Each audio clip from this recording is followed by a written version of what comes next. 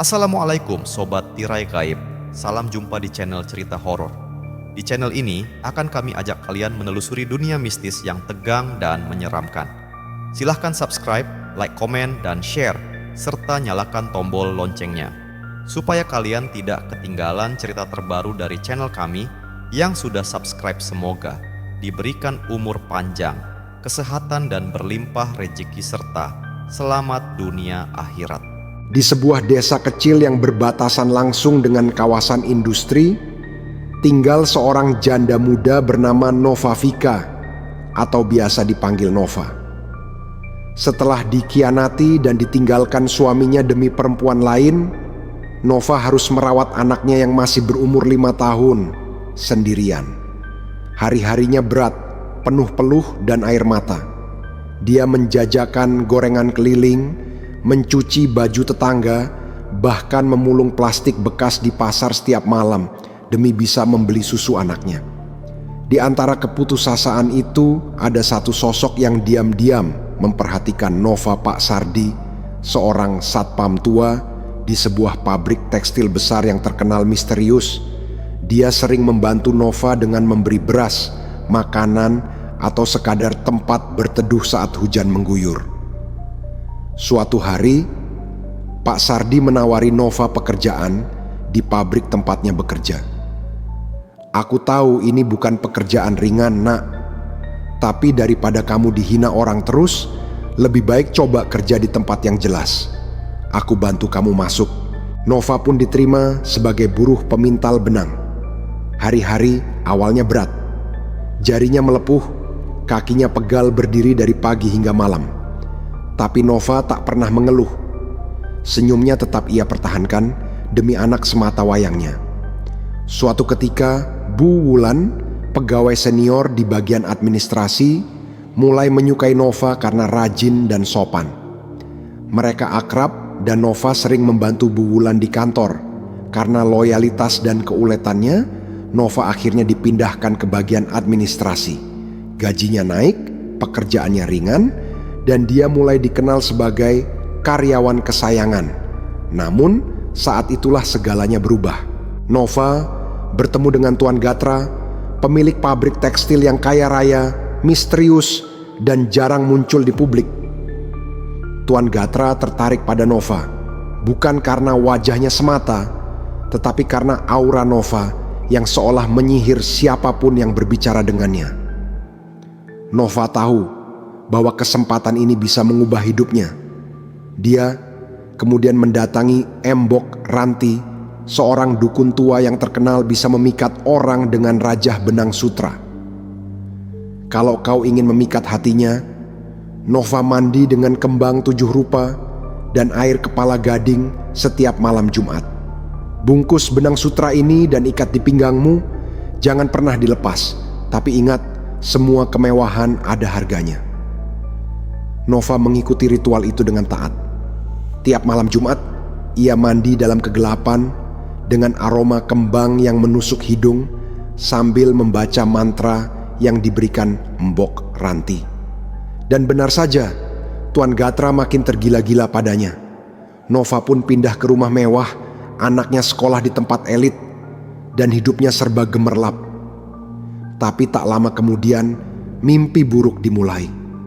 Anaknya mulai berubah, sering mengigau, menangis di malam hari, mengaku melihat monyet besar dengan gigi berdarah duduk di atas lemari. Nova sendiri mulai mengalami teror.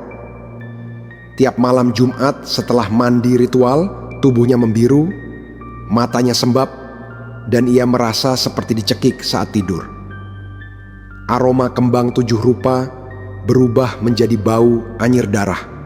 Dan yang paling menyeramkan, dia sering melihat bayangan besar berbulu hitam menatapnya dari sudut cermin. Suatu malam, dia terbangun dan mendapati dirinya berada di dalam ruangan gelap yang bukan kamarnya.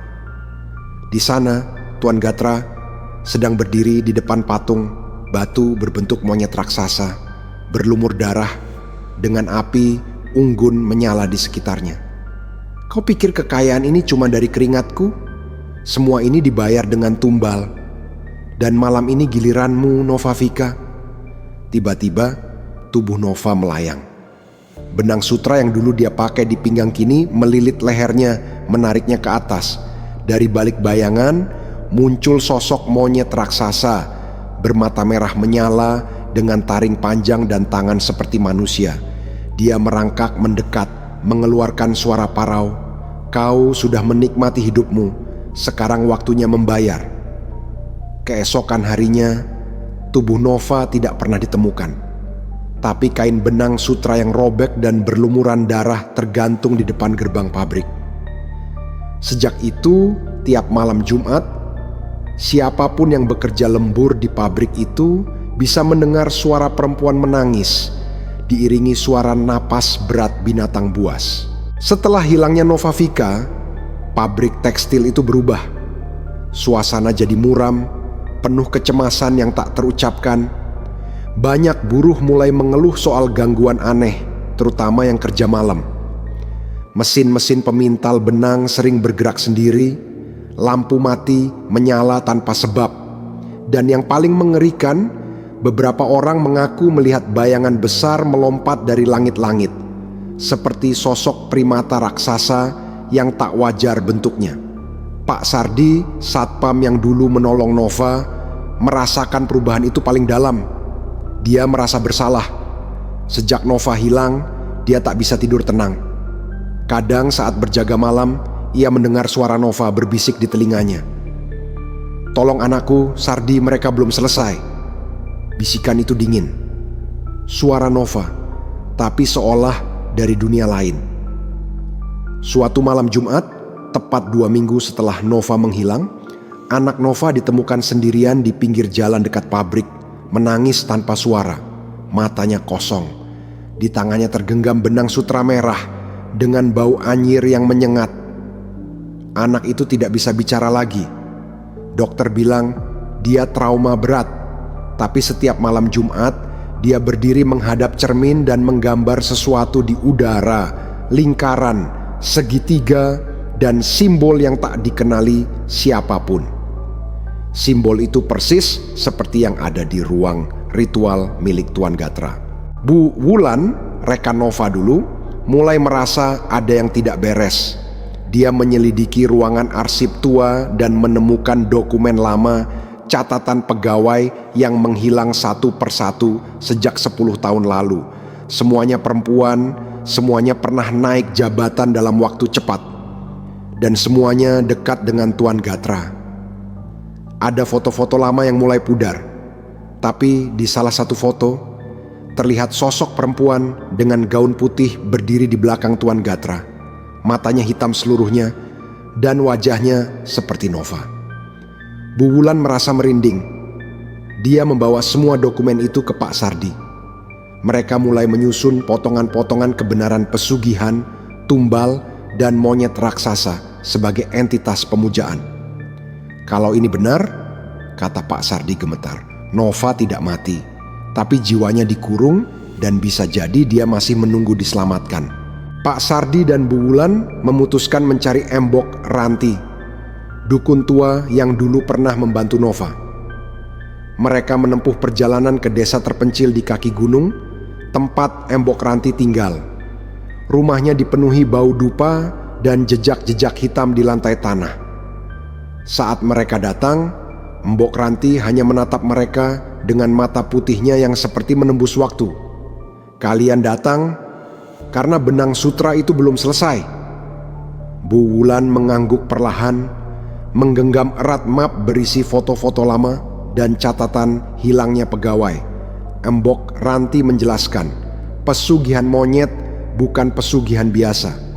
Bukan hanya soal kekayaan, tapi perjanjian darah dengan makhluk penjaga kekuatan dunia bawah.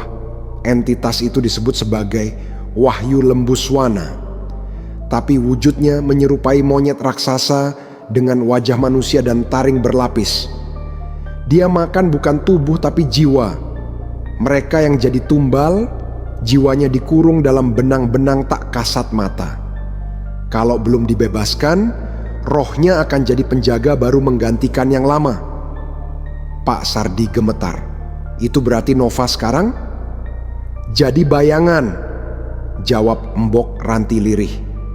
Terikat di dalam cermin, di ruang ritual milik Gatra, Mbok Ranti memberikan satu benda cermin kecil berbingkai kayu hitam dan segulung benang emas tua. "Masukkan cermin ini ke ruang pemujaan, dan saat malam Jumat Kliwon, tarik benang ini dari tengah cermin ke arah pintu. Kalau roh Nova masih kuat, dia akan ikut. Tapi jangan sampai benang itu putus." Malam Jumat Kliwon pun tiba. Pak Sardi dan Bu Wulan diam-diam menyelinap ke dalam gedung tua di belakang pabrik. Gedung itu dulunya gudang benang, tapi sejak lama terkunci dan ditinggalkan. Di dalamnya gelap, lembab, dan udara seolah berat. Ada jejak darah kering di lantai dan simbol-simbol pemujaan tergambar samar di dinding. Di tengah ruangan berdiri cermin besar berbingkai emas. Itu tempat terakhir Nova terlihat sebelum menghilang. Pak Sardi meletakkan cermin kecil pemberian Mbok Ranti tepat di depan cermin besar itu. Dia mulai menarik benang emas, pelan-pelan angin kencang berhembus dari arah cermin. Lampu mulai berkelap-kelip. Terdengar suara erangan bukan manusia, bukan hewan campuran keduanya. Tiba-tiba dari dalam cermin besar, mata merah menyala menatap keluar. Bayangan Nova muncul, wajahnya pucat, matanya hitam penuh air mata. "Sardi, tolong anakku." Tangan Nova menyentuh permukaan cermin, dan saat itu juga dari atas langit-langit terdengar dentuman keras. Seekor berbulu lebat, matanya seperti bara api, giginya panjang dan meneteskan darah. Tangannya besar, dan di tiap jar terikat rambut manusia. Dia mengaum, lalu menerkam ke arah Pak Sardi.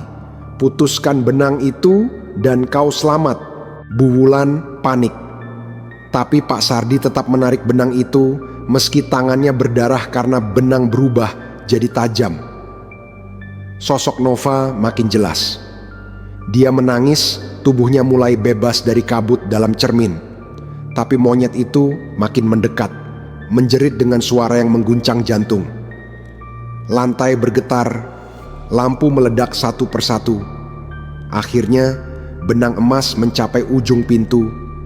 Tubuh Nova terdorong keluar dari cermin, jatuh lemas ke pelukan Pak Sardi. Monyet itu meraung marah. Tapi sebelum ia sempat menyerang lagi, cermin besar itu retak dan meledak berkeping-keping. Ruangan jadi sunyi. Nova tak sadarkan diri, tapi dia masih hidup. Setelah Nova berhasil ditarik keluar dari cermin pemujaan, tubuhnya lemah, tapi jiwa mulai pulih. Bu Wulan menangis melihatnya sadar. Pak Sardi memeluknya seolah menemukan anak sendiri, tapi bahayanya belum berakhir. Saat mereka hendak keluar dari ruang ritual, pintu tertutup dengan sendirinya. Dinding bergetar. Dari balik bayangan, Tuan Gatra muncul. Wajahnya berbeda, matanya hitam legam, kulitnya pucat keabu-abuan. Ia sudah bukan manusia seutuhnya lagi, tubuhnya dikuasai oleh entitas pemujaannya. "Kalian kira bisa mencuri tumbalku begitu saja? Dia milikku, dia adalah kunci terakhir." Lalu suara auman terdengar lagi. Sang monyet pemangsa kembali. Kali ini ukurannya membesar 2 kali lipat. Darah menetes dari giginya. Ia mengaum dan melompat ke arah Nova. Pak Sardi berdiri di depan Nova, membuka kalung milik Mbok Ranti yang ia pakai sebagai pelindung. Kalung itu dilempar ke lantai, menciptakan lingkaran api kecil. Monyet itu mengerang, tak bisa masuk ke dalamnya. Bu Wulan menarik Nova keluar dari lingkaran, dan mereka berlari menuju tangga darurat. Tapi Tuan Gatra memanggil sesuatu dari lantai bawah para tumbal lama, roh-roh perempuan yang telah dia kurung. Mereka berjatuhan dari lantai, hancur berkeping-keping, dengan mata kosong menarik kaki Bu Wulan. "Kalian tidak akan keluar. Semua yang tahu harus jadi tumbal baru." Tapi Nova yang mulai sadar penuh justru berdiri dan berteriak ke arah mereka. "Aku tak takut lagi. Kalian bukan milik Gatra. aku bebas dan kalian juga bisa." Entah kenapa, kata-kata itu membuat roh-roh itu goyah. Mata mereka mulai berkaca-kaca. Satu persatu mulai melepaskan cengkeramannya. Suaranya terdengar seolah-olah selama ini mereka menahan luka yang tak bisa mereka ucapkan. Dan saat itu, cermin kecil pemberian Embok Ranti mulai bersinar. Roh-roh itu menghilang ke dalam cahaya. Satu demi satu kembali ke tempat yang seharusnya. Tuan Gatra berteriak, tubuhnya terbakar dari dalam. Monyet raksasa meraung sekali lagi, lalu tubuhnya pecah menjadi asap hitam dan menyatu dengan Gatra, membawa mereka masuk ke tanah, menghilang tanpa jejak. Pabrik itu runtuh keesokan paginya. Setelah kejadian itu, Nova dirawat beberapa minggu di rumah sakit. Tubuhnya pulih perlahan-lahan, tapi luka batinnya di dalam. Anak lelakinya yang sebelumnya trauma berat mulai bisa tersenyum lagi saat Nova memeluknya setiap malam tanpa rasa takut. Pak Sardi pensiun dari pabrik dan memilih tinggal di desa, menenangkan diri dari dunia gelap yang telah ia lihat.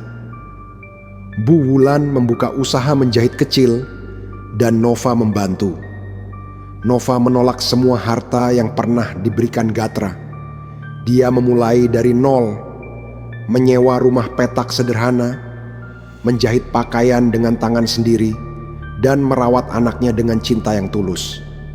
Setiap malam Jumat, Nova tak lagi mandi dengan kembang 7 rupa.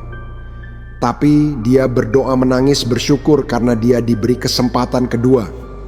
Dia tahu hidup yang ia jalani sekarang mungkin sederhana, tapi tak ada lagi bayangan dari balik cermin, tak ada lagi bayangan menghadap ke langit-langit.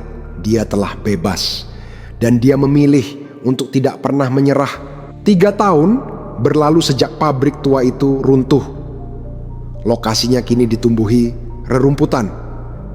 Tak ada yang berani membangun kembali karena warga percaya tanah itu masih menyimpan arwah yang belum utuh. Kadang-kadang suara alat tenun tua masih terdengar samar menjelang malam Jumat, disusul oleh suara tawa kecil atau tangisan anak kecil yang tidak pernah diketahui dari mana asalnya.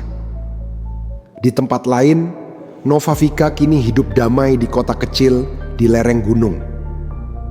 Dia membuka usaha kecil menjahit dengan merek benang baru, simbol dari awal yang bersih, bukan benang sutra kutukan, tapi benang nyata yang dia anyam dengan keringat sendiri. Anaknya tumbuh menjadi anak ceria, pandai menggambar. Anehnya, anak itu sering menggambar seekor monyet besar, tapi kali ini dengan wajah ramah seperti sudah tidak takut lagi. Ketika ditanya, si kecil hanya menjawab, "Dia udah gak marah, Bu. Udah pergi jauh katanya. Terima kasih karena ibu mau berubah." Nova hanya tersenyum, lalu mengelus kepala anaknya. Dalam hati, ia tahu, meski dirinya bebas, jejak dari dunia lama tak pernah benar-benar hilang. Di lemari kayu warisan ibunya, tersimpan sebuah kotak kecil berisi seutas benang emas terakhir dan sekilas cermin retak. Nova tak pernah membuangnya, bukan karena takut, tapi karena dia tahu suatu saat nanti akan ada orang lain yang nyasar ke jalan yang sama. Dan dia ingin siap bukan untuk memikat, tapi untuk menyelamatkan. Dalam Islam, kesulitan hidup bukan alasan untuk mencari jalan pintas melalui hal-hal yang diharamkan. Rezeki memang sudah Allah tetapkan, dan setiap ujian hidup adalah bentuk kasih sayangnya untuk mengangkat derajat hambanya. Ketika seseorang terjerat dalam kesedihan dan kesendirian, syaitan kerap membisikkan jalan mudah yang menjanjikan kekayaan atau kekuasaan, padahal itu hanya fata morgana yang membawa kehancuran. Seperti kisah Nova Vika, ketika seseorang menggadaikan dirinya di dunia hitam demi kemewahan, maka yang datang bukan berkah, tapi kehancuran lahir dan batin. Namun, kasih Allah selalu lebih besar dari dosa-dosa hambanya. Dalam kisah ini, Nova Vika diberi kesempatan kedua untuk berspekulasi, meninggalkan dunia gelap, dan memulai hidup baru yang bersih. Ini menjadi pengingat bahwa pintu taubat selalu terbuka selama nyawa belum di tenggorokan. Jangan pernah malu untuk kembali pada Allah, karena Dia Maha Pengampun, Maha Penyayang. Carilah kemuliaan dengan cara yang halal, dan percayalah bahwa sabar dan doa adalah jalan terbaik menuju keberkahan hidup. Terima kasih Sobat Tirai Gaib, jangan lupa subscribe, like, komen, dan share, serta nyalakan tombol loncengnya. Yang sudah subscribe semoga diberikan umur panjang, kesehatan, dan berlimpah rejeki, serta selamat dunia akhirat.